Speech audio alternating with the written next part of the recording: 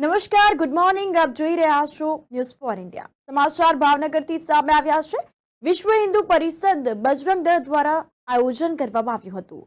હનુમાન મહારાજ જન્મોત્સવ નિમિત્તે શ્રી હનુમાનજીની શોભાયાત્રાનું આયોજન કરવામાં આવ્યું હતું. તો બજરંગ દળના આરાધ્ય દેવ શ્રી હનુમાનજી મહારાજના જન્મોત્સવ નિમિત્તે વિશ્વ હિન્દુ પરિષદ તથા બજરંગ દળ ભાવનગર મહાનગરના મહારાણા પ્રતાપ પ્રખંડ પ્રેરિત શ્રી હનુમાનજી મહારાજની શોભાયાત્રાનું આયોજન કરવામાં આવ્યું હતું. તો ડીજેના તાલે ચૈત્રી પૂનમને તારીખ 23/4/2024 મંગળવારના સાંજે 5:30 કલાકે આ સમગ્ર આયોજન કરાયું હતું.